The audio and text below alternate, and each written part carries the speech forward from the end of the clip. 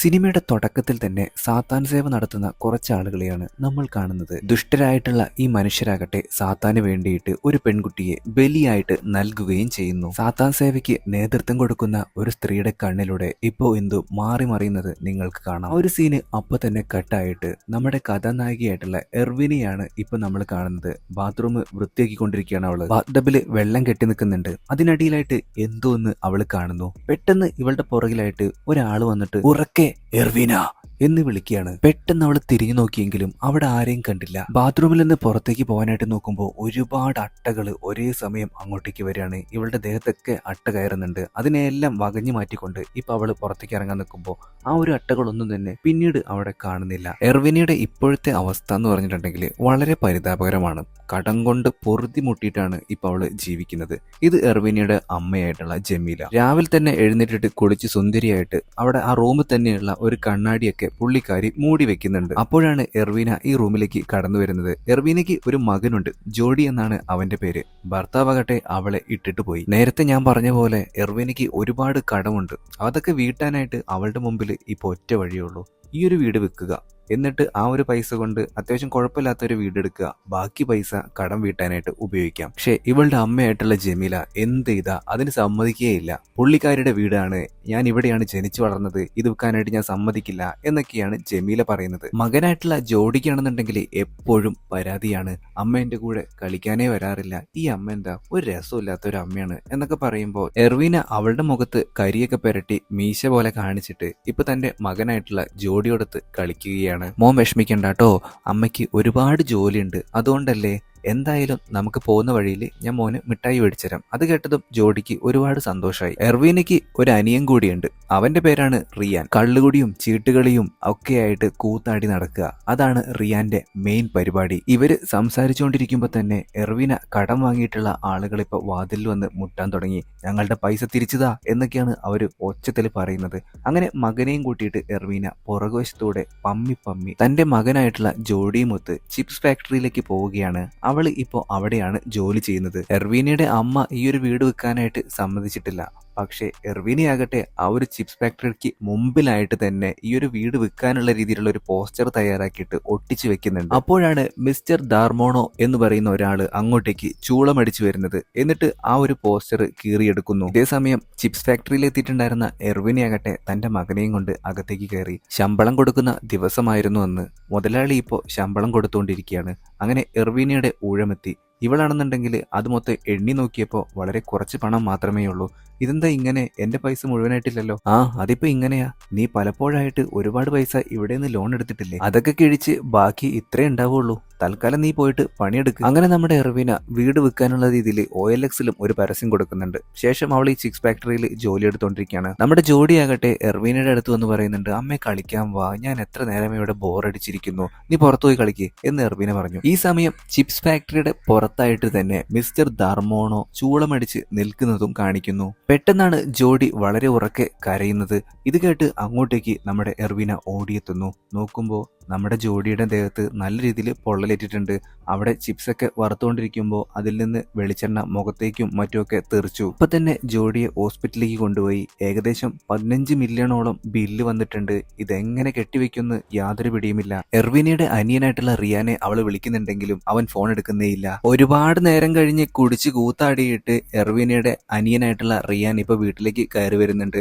എർവീനയ്ക്ക് ദേഷ്യം പിടിച്ചു. അവള് നടന്ന കാര്യങ്ങളെല്ലാം പറഞ്ഞിട്ട് പോലും ഇവന് യാതൊരുവിധ മാറ്റവുമില്ല. നിന്റെ മകന്റെ കാര്യങ്ങൾ നോക്കേണ്ടത് നീയാണ്, അല്ലാതെ ഞങ്ങളല്ല. ഇവരെങ്ങനെ പരസ്പരം അങ്ങോട്ടും ഇങ്ങോട്ടും വാക്കുതർക്കത്തിൽ ഏർപ്പെട്ടുകൊണ്ടിരിക്കുമ്പോൾ പെട്ടെന്ന് നമ്മുടെ റിയാന്റെ ഫോണിലേക്ക് ഒരു കോൾ വരുന്നുണ്ട്. മറുവശത്തുള്ള ആള് ഒന്നും മിണ്ടുന്നില്ല. അവൻ ഫോൺ കട്ട് ചെയ്ത അതേ നിമിഷം തന്നെ എർവീനയ്ക്കും അതേ കോൾ വരുന്നു. എർവീനയുടെ കയ്യിൽ നിന്നും റിയാൻ ആ ഫോണ് തട്ടിപ്പറിച്ചു വാങ്ങിച്ചിട്ട് അവൻ ഹലോ പറഞ്ഞു. ഇതാരാണ്, കളിപ്പിക്കുകയാണോ? ഫോൺ കോൾ കട്ടായി പോയി. പിന്നീട് ഇതേ വീട്ടിലുള്ള ലാൻഡ് ലൈനിലേക്കും കോൾ വരികയാണ്. റിയാൻ അതും അറ്റൻഡ് ചെയ്തു. പക്ഷെ ഒന്നും മിണ്ടുന്നില്ല മറുവശത്തുള്ള ആള്. അങ്ങനെ അത് കട്ട് ചെയ്തതിന് ശേഷം നോക്കുമ്പോൾ ദേ ഇവരുടെ വീട്ടിലുള്ള ക്ലോക്കിൽ നിന്ന് അലാം മുഴങ്ങുന്നു. അപ്പോഴാണ് കതകില് ഒരു മുട്ട് കേൾക്കുന്നത്. മറ്റാരുമല്ല, മിസ്റ്റർ ദാർമോനോ ഇവരുടെ വീട്ടിലേക്ക് എത്തിയിരിക്കുകയാണ്. ജമീലയ്ക്ക് മിസ്റ്റർ ദാർമോനോയെ നന്നായിട്ട് അറിയാം. വർഷങ്ങൾക്ക് മുമ്പ് കാണാതായിട്ടുള്ള എർവീനയുടെ അച്ഛനായിട്ടുള്ള സുസാന്തോയുടെ ഉറ്റ സുഹൃത്താണ് ഇപ്പൊ വന്നിരിക്കുന്ന മിസ്റ്റർ ദാർമോനോ. ദാർമോനോ വീട് വിൽക്കാനായിട്ട് ഇവൾ ഒട്ടിച്ചിട്ടുണ്ടായിരുന്ന ആ ഒരു പോസ്റ്ററൊക്കെ മിസ്റ്റർ ദാർമോനോ ഇപ്പൊ ജമീലയ്ക്ക് കാണിച്ചു കൊടുക്കുന്നു. ഇതിന്റെയൊക്കെ ആവശ്യമുണ്ടോ? നിങ്ങളുടെ മകൾക്ക് നല്ലൊരു ജോലി ഞാൻ കൊടുക്കാം, പക്ഷെ എന്റെ കൂടെ അവൾ വന്നേ പറ്റുള്ളൂ എന്നും പറഞ്ഞ് ദാർമോനോ ഒരു കവറ് നിറയെ പണം ഇപ്പൊ ഇവർക്ക് കൊടുക്കുകയാണ്. എർവീന എന്ത് ചെയ്താലും ഇയാളുടെ കൂടെ പോകാനായിട്ട് കൂട്ടാക്കുന്നില്ല. ഇത് കേട്ട ജമീല പറയുന്നുണ്ട്, പിന്നെ തന്തയില്ലാത്ത ഈ ഒരു കൊച്ചിനെ ആര് നോക്കാനാണ്? അവന്റെ ഹോസ്പിറ്റൽ ബില്ല് കൊണ്ടുപോയിട്ട് അടയ്ക്കാൻ നോക്ക് ഈ പൈസ ഉപയോഗിച്ചിട്ട്.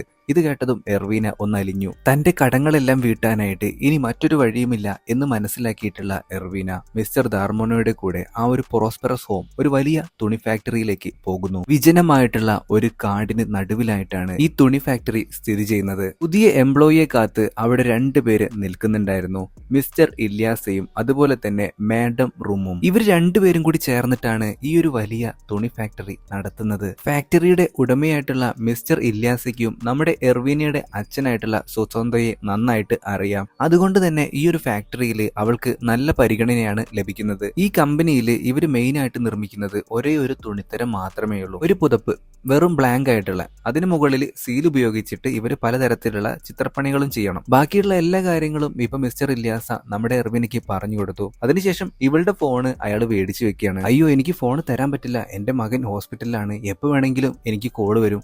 അതൊന്നും പേടിക്കണ്ട, ആ ഹോസ്പിറ്റലുകാർക്ക് നമുക്ക് ഇവിടുത്തെ ഓഫീസ് നമ്പർ കൊടുക്കാം. മനസ്സില്ലാ മനസ്സോടെയാണെന്നുണ്ടെങ്കിലും എർവീന ആ ഒരു ഫോണ് അയാൾക്ക് കൊടുത്തു. അങ്ങനെ വർക്ക് ചെയ്യുന്ന സ്ത്രീകളുടെ ഡോർമെട്രിയിലേക്ക് എത്തിയിരിക്കുകയാണ് എർവീന. അവിടെ ഉണ്ടായിരുന്നവരെല്ലാവരും തന്നെ ഇപ്പോ ഫാക്ടറിയിൽ ജോലി ചെയ്തുകൊണ്ടിരിക്കുകയാണ്. പക്ഷേ ഒരു പെൺകുട്ടിയെ മാത്രം റൂമിൽ ഇപ്പൊ നമ്മുടെ എർവിനെ കാണുന്നുണ്ട്. ആ പെൺകുട്ടിയാകട്ടെ നല്ല രീതിയിൽ കരഞ്ഞുകൊണ്ടിരിക്കുകയാണ്. എന്താ കാര്യം എന്ന് ചോദിക്കുന്നതിന് മുമ്പായിട്ട് തന്നെ ആ പെൺകുട്ടി അവിടെ നിന്നും എഴുന്നേറ്റ് പോയി. സാധനങ്ങളൊക്കെ എടുത്തു വച്ച ശേഷം എർവിനെ കുളിക്കാനായിട്ട് അവിടുത്തെ ബാത്റൂമും തപ്പി പോകുന്നുണ്ട്. ഒരു വിധത്തില് അവിടുത്തെ ബാത്റൂം ഒക്കെ കണ്ടുപിടിച്ചു. അതിനുള്ളിൽ ഒരു വലിയ ടബ് ഉണ്ടായിരുന്നു. അതിപ്പോ തനിയെ നിറഞ്ഞു വരുന്നുണ്ട്. വെള്ളമല്ല നിറഞ്ഞു വരുന്നത്, നല്ല ചൂട് വെളിച്ചെണ്ണ. ഇത് കണ്ട് അന്തം വിട്ട് പെരിച്ചായുടെ പോലെ നോക്കി നിൽക്കുകയാണ് എർവീന. മാത്രമല്ല അതിൽ നിന്നും ഒരു കൈയും പുറത്തേക്ക് വരുന്നു. ഇതും കൂടി കണ്ടപ്പോ എർവീന അവിടെ നിന്നും ഓടിക്കയച്ചിലായി. അതിനുശേഷം ഇവരെല്ലാവരും താമസിക്കുന്ന ഈ ഒരു ഡോർമെട്രി ഉണ്ടല്ലോ, അതിന് പുറത്തായിട്ട് ഒരുപാട് ആത്മാക്കള് നിൽക്കുന്നതും നമുക്ക് കാണാം. അടുത്ത ദിവസം രാവിലെ ആയപ്പോഴത്തേക്കും ട്രീ എന്ന് പറയുന്ന ഒരു പെൺകുട്ടിയെ നമ്മുടെ എർവീന പരിചയപ്പെടുന്നു. അവൾ ഇവിടുത്തെ കാര്യങ്ങളെല്ലാം തന്നെ ഇപ്പൊ എർവിനയ്ക്ക് പറഞ്ഞു മനസ്സിലാക്കി കൊടുക്കുന്നുണ്ട്. എർവിന അപ്പോ ട്രീയോട് ചോദിക്കുന്നുണ്ട്, ഞാൻ ഇന്നലെ ഇങ്ങോട്ടേക്ക് വന്നപ്പോ ഒരു കുട്ടി ഇവിടെ നിന്ന് കരയുന്നുണ്ടായിരുന്നു, അവൾ എവിടെ പോയി? ഓ, അവളാണോ? അവൾക്ക് ബോണസ് ഒക്കെ കിട്ടിയതിന് ശേഷം അവളിപ്പോ മറ്റൊരു ഫാക്ടറിയിലേക്ക് സ്ഥലം മാറിപ്പോയതാ. കുറച്ചു നേരം കഴിഞ്ഞപ്പോ തന്നെ 2 പേരും ഫാക്ടറിയിലേക്ക് പോയി. അങ്ങനെ ജോലിയൊക്കെ ആരംഭിച്ചു. അപ്പോഴാണ് മിസ്റ്റർ ഇല്യാസ ഒരു അനൗൺസ്മെന്റ് ഉണ്ടെന്നൊക്കെ പറഞ്ഞ് വളരെ സന്തോഷത്തോടു കൂടിയിട്ട് എല്ലാവരെയും വിളിക്കുന്നത്. ഏറ്റവും കൂടുതൽ പുതപ്പുകൾ ആരാണ് നിർമ്മിക്കുന്നത് അവർക്ക് നല്ലൊരു ഓഫർ കൊടുക്കുകയാണ് മിസ്റ്റർ ഇല്യാസ. ഇതേ കമ്പനിക്കാർ തന്നെ തുബാൻ എന്ന് പറയുന്ന സ്ഥലത്ത് ഒരു ഫാക്ടറി തുടങ്ങാനായിട്ട് പോവുകയാണ്. ഇപ്പോൾ കിട്ടുന്നതിന്റെ 3 ഇരട്ടി സാലറിയാണ് അവിടെ തൊഴിലാളികൾക്ക് കൊടുക്കുക. പക്ഷെ ചുമ്മാ അങ്ങോട്ടേക്ക് ട്രാൻസ്ഫർ ആക്കില്ല. പകരം ഏറ്റവും കൂടുതൽ പുതപ്പുകൾ ആരാണോ നിർമ്മിക്കുന്നത് ആ ആളെയായിരിക്കും അങ്ങോട്ടേക്ക് ട്രാൻസ്ഫർ ആക്കുക. ഇത് കേട്ട ഉടനെ തന്നെ എർവിനിയുടെ മനസ്സിൽ ലഡ് പൊട്ടി. അങ്ങോട്ടേക്ക് ട്രാൻസ്ഫർ മാത്രമല്ല ആക്കുക, ബോണസും കിട്ടും. ആദ്യമായിട്ടാണ് ഈ ഒരു ജോലി ചെയ്യുന്നത്, അതുകൊണ്ട് തന്നെ അതിൻ്റെതായിട്ടുള്ള ബുദ്ധിമുട്ടുകളൊക്കെ എർവിനിക്ക് ഉണ്ടായിരുന്നു. ഏറ്റവും അവസാനമാണ് അവളുടെ പണിയൊക്കെ തീരുന്നത്. പെട്ടെന്നാണ് അവിടെ ഉണ്ടായിരുന്ന ഒരു ഡോറ് തനിയെ തുറക്കുന്നത്. ഇതെന്ത് പണ്ടാരാണ് എന്നും പറഞ്ഞുകൊണ്ട് എർവീന അതിനുള്ളിലേക്ക് കടക്കാനായിട്ട് നിൽക്കുന്ന ആ ഒരു സമയത്ത് തന്നെ ഇതേ ഫാക്ടറിയിൽ ജോലി ചെയ്യുന്ന അവാങ് അവളെ തടയുന്നു. സ്ത്രീകളുടെ ഡോർമെട്രി അവിടെയല്ല, ദേ അപ്പുറത്താണ്, നിങ്ങൾ അങ്ങോട്ടേക്ക് പൊക്കോളൂ എന്നവൻ പറഞ്ഞ് അവൻ പോയി. അങ്ങനെ എർവീന ഡോർമെട്രിയിലെത്തി. വെള്ളം കുടിക്കാനായിട്ട് വന്നിരിക്കുകയാണ്. ഇവിടെ മൊത്തത്തിൽ എന്തൊക്കെയോ പ്രശ്നങ്ങളുണ്ട്, അതൊക്കെ ചിന്തിച്ചുകൊണ്ടാണ് അവൾ വെള്ളം കുടിക്കുന്നത്. കുടിക്കുന്ന ഗ്ലാസ്സിലേക്ക് അവൾ നോക്കിയപ്പോൾ ഞെട്ടിപ്പോയി. മൊത്തം ചുവപ്പ് കളറ്. വെള്ളം എടുത്തിരുന്ന ആ ചെറിയ ടാങ്ക് ഉണ്ടല്ലോ, അതിനുള്ളിലാണെന്നുണ്ടെങ്കിൽ ഇപ്പൊ ഒരു പ്രേതം ഇവളെ നോക്കി പറയുന്നുണ്ട്, കണ്ണാടി. പേടിച്ച എർവീന റൂമിലേക്ക് ഓടിപ്പോയി. അങ്ങനെ അടുത്ത ദിവസം എല്ലാവരും പണി ചെയ്തുകൊണ്ടിരിക്കുകയാണ്. അതിന്റെ ഇടയിൽ എർവീന ഒരു സൂത്രപ്പണി ഒപ്പിച്ചു. എല്ലാവരുടെയും പണി കഴിഞ്ഞ് വൈകുന്നേരം ആവുമ്പോ മാഡം റൂമാണ് ഇതൊക്കെ പരിശോധിക്കുന്നത്. അതായത് ഒരാള് എത്ര പുതപ്പ് തയ്യാറാക്കി. അങ്ങനെ എർവീന എന്താ ചെയ്തെന്ന് വെച്ചിട്ടുണ്ടെങ്കിൽ ഇവള് തയ്യാറാക്കിയിട്ടുണ്ടായിരുന്ന പുതപ്പിൽ 2-3 എണ്ണം എടുത്തിട്ട് ട്രീയുടെ ബോക്സിലേക്ക് വെച്ചു. ഏറ്റവും കൂടുതൽ സ്കോർ കിട്ടുക നമ്മുടെ ട്രീക്കായിരിക്കും. അവൾക്കാണെന്നുണ്ടെങ്കിൽ ഈ ടൂബാൻ എന്ന് പറയുന്ന പുതിയ ഫാക്ടറിയിലേക്ക് പോകാനായിട്ട് സാധിക്കുകയും ചെയ്യും. മാത്രമല്ല ബോണസും കിട്ടും. അങ്ങനെ ഇവൾ എന്തിനത് ചെയ്തു എന്ന് ട്രീ ഇപ്പോൾ നമ്മുടെ എർവിനടുത്ത് ചോദിക്കുന്നുണ്ട്. എടി, എനിക്ക് എന്തായാലും ആ ടൂബാൻ എന്ന് പറയുന്ന സ്ഥലത്തേക്ക് പോകാനായിട്ട് കഴിയില്ല. നിനക്ക് അങ്ങോട്ടേക്ക് പോയിട്ടുണ്ടെങ്കിൽ നിനക്ക് നിന്റെ ഫാമിലിയും കാര്യങ്ങളൊക്കെ അവിടെ അല്ലേ, നിനക്കത് എളുപ്പമല്ലേ? ഈ മാസം കിട്ടുന്ന ബോണസ് മാത്രം നീ എനിക്ക് തന്നാൽ മതി. എന്റെ മകൻ ഹോസ്പിറ്റലിലാണ്. ഇത് കേട്ട ട്രീ ആണെന്നുണ്ടെങ്കിലും ആ ഒരു ഡീലിന് ഓക്കെ പറഞ്ഞു. അങ്ങനെ അടുത്ത ദിവസം മുതൽ ഇവൾ ഉണ്ടാക്കുന്ന പുതപ്പിൽ 2-3 എടുത്തിട്ട് ട്രീക്ക് സ്ഥിരമായിട്ട് ഇവൾ കൊടുക്കും. ഓരോ ദിവസവും ഇത് തുടർന്നുകൊണ്ടേയിരുന്നു. ഒരു ദിവസം നമ്മുടെ എർവിനാണെന്നുണ്ടെങ്കിൽ ആ ഒരു സീൽ ഉപയോഗിച്ചിട്ട് തുണിയിൽ ഇങ്ങനെ അമർത്താൻ നോക്കുമ്പോൾ ആ അമർത്തുന്ന സീലാണെന്നുണ്ടെങ്കിൽ ഇപ്പൊ അവളുടെ മകന്റെ നെഞ്ചത്തായിട്ടാണ് ഇവക്ക് തോന്നുന്നത്. പേടിച്ചേരണ്ട, ഇവളാണെന്നുണ്ടെങ്കിൽ ഒന്ന് മാറി നിൽക്കുന്നു. അന്നത്തെ പണിയൊക്കെ കഴിഞ്ഞതിന് ശേഷം ട്രീയോട് മകന് എന്താണ് സംഭവിച്ചെന്നുള്ള കാര്യങ്ങളൊക്കെ തന്നെ എർവിന തുറന്നു പറയുന്നുണ്ട്. എർവിന 7ാം ക്ലാസ്സിൽ പഠിക്കുമ്പോഴാണ് അവളുടെ അച്ഛനായിട്ടുള്ള സുസാന്തോയെ കാണാതായത്. ഈ സ്കോർ കൂട്ടാനായിട്ട് രാത്രിയും ഫാക്ടറിയിൽ കയറിയിട്ട് തുണി ഉണ്ടാക്കാനായിട്ട് ഇപ്പൊ നമ്മുടെ എർവിന ചെല്ലുകയാണ്. അവളങ്ങനെ ടേബിളിലായിട്ട് ആ ഒരു തുണി വിരിച്ചു. പെട്ടെന്ന് ആ ഒരു തുണിയിലേക്ക് എന്തോ ഒരു രക്തത്തിന്റെ കറ വന്ന് വീഴുന്നുണ്ട്. അവൾ മുകളിലേക്ക് നോക്കി, ഒന്നും കാണുന്നില്ല. കയ്യിലുണ്ടായിരുന്ന റാന്തൽ ഉപയോഗിച്ചിട്ട് അവൾ അവിടെ നിന്ന് പെട്ടെന്ന് രക്ഷപ്പെട്ടു പോവാണ്. കാരണം മറ്റൊന്നുമല്ല, ഇതിനുള്ളിൽ ഈ ഒരു ഫാക്ടറിയുടെ ഉള്ളിൽ വെളിച്ചം കണ്ടിട്ട് മാഡം റൂമും കുറച്ച് സെക്യൂരിറ്റി ആളുകളൊക്കെ അങ്ങോട്ടേക്ക് വന്നിട്ടുണ്ട്. ഇവരുടെയൊക്കെ കണ്ണു വെട്ടിച്ച് എർവീന ഓഫീസ് റൂമിലേക്ക് കയറി. അവളുടെ മെയിൻ ഉദ്ദേശം എന്താണെന്ന് വെച്ചിട്ടുണ്ടെങ്കിൽ ഫോൺ കൈക്കലാക്കുക, ഹോസ്പിറ്റലിൽ കിടക്കുന്ന തന്റെ മകന്റെ വിശേഷങ്ങളൊക്കെ അറിയുക. ഓഫീസിൽ വർക്ക് ചെയ്തിരുന്ന ആളുകളുടെയൊക്കെ ഒരു ലിസ്റ്റ് അവിടെ ഒട്ടിച്ചു വെച്ചിട്ടുണ്ട്. പോരാത്തതിന് ക്ലിവോൺ ഫ്രൈഡേ എന്നും എഴുതിയിട്ടുണ്ട്. അതെന്താണെന്ന് നമുക്ക് മനസ്സിലായില്ല. അങ്ങനെ ഇവള് ആ ഒരു ഓഫീസ് റൂമിലുണ്ടായിരുന്ന മേശയിൽ നിന്നും ഫോൺ എടുത്തിട്ട് ഇപ്പൊ ഹോസ്പിറ്റലിലേക്ക് വിളിക്കുന്നുണ്ട്. പക്ഷെ റേഞ്ച് ഒന്നും ഇവിടെയില്ല. ഫാക്ടറിയിൽ ഗർഭിണിയായിട്ടുള്ള ഒരു പെൺകുട്ടി ജോലി ചെയ്യുന്നുണ്ടായിരുന്നു. ആ ഒരു പെൺകുട്ടി പെട്ടെന്ന് ഇവളുടെ അടുത്തേക്ക് വരികയാണ്. അവൾ ഗർഭിണിയായിരുന്നല്ലോ, ആ ഒരു ഗർഭം അലസിപ്പോയ രീതിയിലാണ് ഇപ്പൊ നമ്മുടെ എർവീനയുടെ അടുത്തേക്ക് അവൾ നടന്നു വരുന്നത്. എന്താണ് സംഭവിക്കുന്നതെന്ന് അറിയാണ്ട് എർവീന ആകെ കുഴങ്ങിയിരിക്കുകയാണ്. പെട്ടെന്ന് അവള് ഞെട്ടിയുണർന്നു. ഇത് കണ്ടത് സ്വപ്നമാണെന്ന് പോലും അവൾക്ക് വിശ്വസിക്കാനാവുന്നില്ല. അവളങ്ങനെ പുതപ്പിനടിയിൽ എന്തോ ഉണ്ടെന്ന് മനസ്സിലാക്കി പുതപ്പ് മാറ്റി നോക്കി. ഒരുപാട് അട്ടകള് ഇപ്പോ അവളുടെ കാലിൽ കയറിയിരിക്കുകയാണ്. അതിൽ ഒരു അട്ടയാകട്ടെ ഇപ്പോ ട്രീ എന്ന് പറയുന്ന പെൺകുട്ടിയുടെ മുഖത്ത് കയറി പിടിച്ച് ഇരിക്കുകയാണ്. അപ്പോഴേക്കും ആ ഒരു ഡോർമെട്രിയിൽ ഉണ്ടായിരുന്ന ഒരു അമ്മാമ്മ വന്നിട്ട് ഉപ്പെടുത്ത് ആ ഒരു അട്ടയുടെ മേലേക്ക് ഇട്ടു. അതോടുകൂടി ആ അട്ട അവിടെ നിന്ന് പോവുകയും ചെയ്തു. അങ്ങനെ ആ ദിവസം വന്നെത്തി. തുബാൻ എന്ന് പറയുന്ന ആ പുതിയ ഫാക്ടറിയിലേക്ക് ട്രാൻസ്ഫർ ചെയ്യാനുള്ള ആളുടെ പേര് ഇപ്പൊ നമ്മുടെ മിസ്റ്റർ ഇല്യാസ വായിക്കാനായിട്ട് പോവുകയാണ്. ഏറ്റവും കൂടുതൽ ഇവിടെ സ്കോർ ചെയ്തിരിക്കുന്നത് മറ്റാരുമല്ല ട്രീ ആണ് എന്നും പറഞ്ഞ് ട്രീയെ ഇപ്പോ അങ്ങോട്ടേക്ക് വിളിക്കുന്നു. എന്നിട്ട് ബോണസും അതുപോലെ തന്നെ തുബാൻ ഫാക്ടറിയിലേക്ക് നിങ്ങൾ ഉടൻ തന്നെ പോകുമെന്നും അറിയിക്കുന്നു. ഇതേ സമയം എർവീനയ്ക്കാകട്ടെ ഒരു അലൂസിനേഷൻ പോലെ അവളുടെ മകൻ ഇപ്പൊ അവിടെ ഉള്ളതായിട്ടൊക്കെ തോന്നുന്നുണ്ട്. പെട്ടെന്ന് എർവീനയുടെ പേരും ഈ ഒരു മിസ്റ്റർ ഇല്യാസ വിളിക്കുകയാണ്. അതായത് അവൾക്കും ബോണസ് ഉണ്ടെന്ന് പറഞ്ഞിട്ട്. അങ്ങനെ എർവീന ആ ഒരു ബോണസ് കൈപ്പറ്റി. അതിനുശേഷം അവാങ് എന്ന് പറയുന്ന ആ ഒരു പയ്യനുണ്ടല്ലോ, അവൻ പുറത്ത് ബോണസ് ഒന്നും കിട്ടാത്തതുകൊണ്ട് വിഷമിച്ച് നിൽക്കുകയാണ്. ഒരു ബീഡിയും വലിച്ചുകൊണ്ടിരിക്കുന്ന ആ ഒരു സമയത്താണ് എർവീന അങ്ങോട്ടേക്ക് വരുന്നത്. എന്നിട്ട് അവന്റെ കയ്യിൽ നിന്നും വേറെ ബീഡി ഉണ്ടോ എന്നൊക്കെ ചോദിച്ച് ഒരെണ്ണം അവളും വലിക്കുന്നു. നീ ഇങ്ങോട്ടേക്ക് എങ്ങനെയാണ് എത്തിപ്പെട്ടത് എന്ന് എർവീന ചോദിക്കുമ്പോൾ അവാങ് നടന്നുണ്ടെങ്കിൽ അതൊക്കെ ഞാൻ പിന്നെ പറയാം, ഞാനിപ്പോ പോട്ടെ എന്നും പറഞ്ഞ് അവിടെ നിന്നും നടന്നു പോകുന്നു. അതിനുശേഷം റൂമിലേക്ക് എത്തിയിട്ടുള്ള എർവീനയാകട്ടെ ഇപ്പൊ ട്രീയോട് ചോദിക്കുന്നുണ്ട്, എടി നീ തുബാനിലേക്ക് പോകുന്നതിന് മുമ്പായിട്ട് തന്നെ ആ ഒരു ബോണസ് എനിക്ക് തരില്ലേ? പക്ഷെ ട്രീ ഒരു അക്ഷരം മിണ്ടുന്നില്ല. പകരം അവൾ അവളുടെ വായിൽ കൈയിട്ടിട്ട് പല്ലുകളൊക്കെ പിഴുതെടുത്ത് ഇപ്പൊ തറയിൽ മൊത്തം ഇടുന്നു. ഇത് കണ്ട എർവീന ആകെ ഞെട്ടിത്തെരിച്ച് നിൽക്കുകയാണ്. മാത്രമല്ല ട്രീ ഇപ്പോ പുറത്തേക്ക് ഇറങ്ങി പോകുന്നു. അവളെ പിന്തുടർന്നുകൊണ്ട് നമ്മുടെ എർവീനയും ഫാക്ടറിക്ക് അടുത്തുള്ള ഒരു കാട്ടിലേക്കാണ് ഇപ്പൊ ട്രീ നടന്നു പോകുന്നത്. അവൾക്ക് യാതൊരുവിധ ബോധവുമില്ല. അങ്ങോട്ടേക്ക് അവാങ് അപ്പോ വരുന്നുണ്ട്. എന്നിട്ട് നമ്മുടെ എർവീനയെ തടയുകയാണ്. നീ അതിന്റെ പിന്നാലൊന്നും പോകണ്ട എന്ന് പറഞ്ഞിട്ട്. പക്ഷെ അവൾ കേട്ടില്ല. അങ്ങനെ അവാങ്ങും അവളുടെ കൂടെ കൂടുന്നു. കാട്ടിലേക്ക് എത്തിയിട്ടുള്ള എർവീനയ്ക്ക് പിന്നീട് വഴി മനസ്സിലാവുന്നില്ല. മരിച്ചു പോയിട്ടുള്ള അവളുടെ അച്ഛനായിട്ടുള്ള സുസാന്തയുടെ ആത്മാവ് വന്നിട്ട് അവൾക്ക് വഴി കാണിച്ചു കൊടുക്കുന്നു. അങ്ങനെ ഇവർ രണ്ടുപേരും കൂടി വീണ്ടും മുന്നോട്ടേക്ക് പോയി. ആ കാഴ്ച കണ്ട് നമ്മുടെ എർവീനയും അവാങ്ങും ഞെട്ടിത്തരിച്ചു പോയി. സാത്താൻ സേവ നടത്തുന്ന ഒരു പറ്റം ആളുകൾ അവിടെ മാഡം റൂമും അതുപോലെ തന്നെ മിസ്റ്റർ ഇല്യാസയും ഒക്കെ ഉണ്ടായിരുന്നു. അന്നിത്തലയും മറ്റുള്ള മൃഗങ്ങളുടെ ശവശരീരങ്ങളും അതുപോലെ തന്നെ ട്രീയെ ഇപ്പൊ ബലി കൊടുക്കാനായിട്ട് പോവുകയാണ്. സാത്താൻ അങ്ങോട്ടേക്ക് വന്നിട്ട് അവളെ ആ ഒരു ബലിയായിട്ട് സ്വീകരിക്കുന്നു. അതിനുശേഷം ഈ ഒരു മാഡം റൂം ആണെന്നുണ്ടെങ്കിൽ ഒരു കണ്ണാടിയിൽ എന്തോ ഒന്ന് എഴുതുന്നുണ്ട്. നമ്മൾ സിനിമയുടെ തുടക്കത്തിൽ കണ്ടതും ഈ ഒരു മാഡം റൂമിനെ തന്നെയായിരുന്നു. എർവീനയും അവാങ്ങും അവിടെ ഒളിച്ചു നിൽപ്പുണ്ടെന്ന് മാഡം റൂമിന് മനസ്സിലായി. അവരുടെ ശിങ്കടികൾ ഇവരെ പിടിക്കാനായിട്ട് ഓടി വന്നു. എർവീന പെട്ടെന്ന് എത്തിപ്പെടുന്നത് അവളുടെ വീട്ടിലാണ്. അമ്മയായിട്ടുള്ള ജമീല, മകനായിട്ടുള്ള ജോഡിയും അനിയനായിട്ടുള്ള റിയാനും ഒക്കെ അവിടെയുണ്ട്.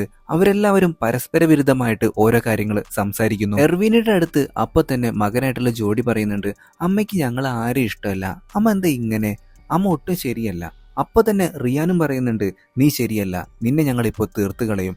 അപ്പൊ തന്നെ ഈ ഒരു അമ്മയായിട്ടുള്ള ജമീലാണെന്നുണ്ടെങ്കിൽ ഈ മേശപ്പുറത്ത് കയറി വന്നിട്ട് ഇവളെ തീർക്കാനായിട്ട് ശ്രമിക്കുകയാണ്. പക്ഷെ ഇവള് വിട്ടുകൊടുത്തില്ല. അവളുടെ കയ്യിലുണ്ടായിരുന്ന കത്രിക ഉപയോഗിച്ചിട്ട് ഇവളുടെ അമ്മയെ തന്നെ ഒരൊറ്റ കുത്ത്. പക്ഷെ അത് കൊണ്ടത് മാഡം റൂമിനാണ്. അവള് യഥാർത്ഥ ലോകത്തേക്ക് ഇപ്പൊ തിരിച്ചു വന്നു. മാഡം റൂമിന്റെ കഥ ഏകദേശം തീരുമാനമായി. ഓടി രക്ഷപ്പെട്ട നമ്മുടെ എർവീനയാണെന്നുണ്ടെങ്കിൽ ഇപ്പോൾ ട്രീയെ കണ്ടുമുട്ടുന്നുണ്ട്. പക്ഷെ അവളുടെ കഴുത്തിന് നല്ല രീതിയിലുള്ള പരിക്കേറ്റിട്ടുണ്ടായിരുന്നു. അവളിപ്പോ സ്വഭാവത്തിൽ എന്തൊക്കെയോ മാറ്റങ്ങൾ വന്നിട്ട് ഇവളെ നോക്കി ചിരിക്കുകയാണ്. അതോടുകൂടിയിട്ട് ഇനി ഇവിടെ നിന്ന് ശരിയാവില്ല. എർവീന ഓടി രക്ഷപ്പെടുന്നുണ്ട്. പക്ഷെ ആരോ എർവീനയുടെ തലക്കടിച്ച് ബോധം കെടുത്തുന്നു. പിന്നീട് കണ്ണു തുറന്നു നോക്കുമ്പോൾ മിസ്റ്റർ ഇല്യാസ അവളുടെ മുമ്പിലുണ്ട്. പുള്ളിക്കാരനാണെന്നുണ്ടെങ്കിൽ ഒടുക്കത്തെ അഭിനയം. നീ ഇത് എവിടെ പോയി കിടക്കായിരുന്നു? ട്രീ ആണെന്നുണ്ടെങ്കിൽ നിനക്ക് തരാനായിട്ട് വെച്ചിട്ടുണ്ടായിരുന്ന ആ ഒരു ബോണസ് എന്നെ ഏൽപ്പിച്ചിട്ടാണ് ടൂബാനിലേക്ക് പോയത്. ഇത് കേട്ടതും ശരിക്കും നമ്മുടെ എർവീനയ്ക്ക് ഒരു സംശയം വരുന്നുണ്ട്. ഞാനിപ്പോൾ ഇത്രയും നേരം കണ്ട സ്വപ്നമായിരുന്നു. പക്ഷേ ഈ ഒരു മാഡം റൂമിനെ തീർത്ത കാര്യം മിസ്റ്റർ ഇല്യാസയോട് ഇവള് പറയുന്നതോട് കൂടിയിട്ട് അയാൾ ആകെ ഡെസ്പായി. ഇത്രയും നേരം അഭിനയിച്ചതൊക്കെ വെറുതെ എന്ന് അയാൾക്ക് മനസ്സിലായി. ഇവർ രണ്ടുപേരും കൂടി ഒടുക്കത്തെ ഫൈറ്റ്. അതിനിടയിൽ അവിടെ മറച്ചു വെച്ചിട്ടുണ്ടായിരുന്ന ഒരു കണ്ണാടിയിലെ തുണി മാറിപ്പോയി. തൊട്ടടുത്ത നിമിഷം ആ ഒരു കണ്ണാടിക്കുള്ളിൽ നിന്നും അതിഭീകരമായിട്ടുള്ള ഒരു പ്രേതം പുറത്തോട്ട് വരുന്നു. അങ്ങനെ മിസ്റ്റർ ഇല്യാസയുടെ കാര്യം ഏകദേശം തീരുമാനമായി. ആ ഒരു പ്രേതമാകട്ടെ പുള്ളിക്കാരനെ ആ ഒരു കണ്ണാടിയിലൂടെ അകത്തേക്ക് കൊണ്ടുപോവുകയും ചെയ്തു. പക്ഷെ പിന്നീട് നമ്മുടെ എർവീന എത്തിപ്പെടുന്നത് മറ്റൊരിടത്താണ്. അവിടെ അവാങ്ങുമുണ്ടായിരുന്നു. അവനെ രക്ഷിച്ച് അവിടെ നിന്ന് പോകാനായിട്ട് നോക്കുമ്പോഴാണ് ഒരുപാട് സെല്ലുകൾ ഇവർ കാണുന്നത്. അതിനുള്ളിൽ ജീവച്ഛവമായിട്ടുള്ള ഒരുപാട് മനുഷ്യന്മാരും ഉണ്ടായിരുന്നു. പെട്ടെന്ന് അവാങ്ങിന്റെ പെരുമാറ്റത്തിൽ എന്തൊക്കെയോ മാറ്റങ്ങൾ വരാൻ തുടങ്ങി. അവിടെ ഉണ്ടായിരുന്ന ഗ്രാമഫോണൊക്കെ ഓണാക്കിയിട്ട് അവൻ ഡാൻസ് കളിയോട് കളി. സംശയം തോന്നിയിട്ടുള്ള നമ്മുടെ എർവീനയാകട്ടെ കണ്ണാടിയിലൂടെ അവനെ ഒന്ന് നോക്കി. അത് സാത്താനാണെന്ന് ഇവക്ക് മനസ്സിലായി. പെട്ടെന്ന് ഒരു ഫ്ലാഷ് ബാക്കിലേക്കാണ് പോകുന്നത്. ഇവരുടെ അച്ഛനായിട്ടുള്ള സുസാന്തോ പണ്ട് ഈ ഒരു കാട്ടിൽ വെച്ച് നടന്ന സാത്താൻ സേവ തടയാനായിട്ട് ശ്രമിച്ചു. അവിടെ ഇവളുടെ അമ്മയായിട്ടുള്ള ജമീലയും ഉണ്ടായിരുന്നു. ദാരിദ്ര്യം കൊണ്ട് പൊറുതിമുട്ടി ഞാൻ, ഇനി എനിക്ക് പറ്റില്ല, ഇത് ചെയ്തേ പറ്റൂ എന്നൊക്കെ പറഞ്ഞിട്ട് ഈ ജമീലയാണെന്നുണ്ടെങ്കിൽ അവരുടെ കൂടെ കൂടുകയാണ്. എർവീനയും അവിടെ തന്നെ ഉണ്ടായിരുന്നു. പക്ഷെ അവളുടെ കണ്ണ് കെട്ടിയിട്ടുണ്ട്. വീണ്ടും നമ്മുടെ എർവീന കണ്ണ് തുറന്നു നോക്കുമ്പോൾ അവൾക്ക് ചുറ്റിലുമായിട്ട് ഒരുപാട് മെഴുകുതിരികളുണ്ട്. അങ്ങോട്ടേക്ക് സാക്ഷാൽ സാത്താൻ ഇപ്പോ നടന്നു വരികയാണ്. ഓടി രക്ഷപ്പെടാനായിട്ട് എർവീന ശ്രമിക്കുന്നു. അങ്ങനെ ഒരു റൂമിലേക്ക് അവൾ എത്തിച്ചേരുന്നു. അവിടെ മൊത്തം ഒരുപാട് ശവശരീരങ്ങൾ ഇവരുണ്ടാക്കുന്ന ആ ഒരു തുണി കൊണ്ട് മൂടിയ നിലയിൽ കാണാൻ സാധിക്കുന്നു. അങ്ങോട്ടേക്ക് അവാങ്ങും വരുന്നുണ്ട്. അവന്റെ ദേഹത്ത് ഇപ്പൊ എന്തോ ഒന്ന് കയറിക്കൂടിയിരിക്കുന്നു. സാത്താനാകട്ടെ വെറി പൂണ്ട് നിൽക്കുകയാണ്. പെട്ടെന്ന് നമ്മുടെ എർവീന വീണ്ടും ആ ഒരു കാട്ടിലേക്കാണ് എത്തപ്പെടുന്നത്. എർവീനയ്ക്ക് കാര്യം മനസ്സിലായി. പക്ഷെ എർവീനയെ വശത്താക്കാനായിട്ട് സാത്താൻ മറ്റൊരു ബുദ്ധി ഉപയോഗിച്ചു. മകനായിട്ടുള്ള ജോഡിയെ അങ്ങോട്ടേക്ക് അയക്കുന്നു. പക്ഷെ കണ്ണാടി നോക്കിയിട്ടുള്ള നമ്മുടെ എർവീനയ്ക്ക് കാര്യം മനസ്സിലായി. അവള് സ്വയം ഉപദ്രവിക്കാനായിട്ട് ഒരുങ്ങുകയാണ്. അതോടുകൂടിയിട്ട് അവാങ് ഇവളോട് പറയുന്നുണ്ട്, വിഡ്ഡി, നീ എന്തിനാണ് സ്വയം ഉപദ്രവിക്കുന്നത്? നിനക്ക് പ്രാന്താണോ? പക്ഷെ അത് കേൾക്കാതെ ഇവള് കത്രിക ഉപയോഗിച്ചിട്ട് സ്വയം ഉപദ്രവിച്ചു. തൊട്ടടുത്ത നിമിഷം അവിടെ ഉണ്ടായിരുന്ന അവാങ്ങിനെ കാണാനില്ല. പകരം ഇവളുടെ ദേഹത്തുണ്ടായിരുന്ന മുറിവുകളെല്ലാം മാറിയിരിക്കുന്നു. സാത്താന്റെ ആ ഒരു മായാലോകത്തു നിന്നും അവള് രക്ഷപ്പെട്ടു. മരിച്ചുപോയ അച്ഛന്റെ ആത്മാവ് എർവീനയുടെ അടുത്തേക്ക് വരുന്നു. ഇതിനെല്ലാം ശേഷം നമ്മുടെ എർവീന വീട്ടിലേക്ക് തിരികെ പോയി. അവളുടെ അമ്മയ്ക്ക് നല്ല രീതിയിലുള്ള വയ്യായ്ക വന്നിട്ടുണ്ട്.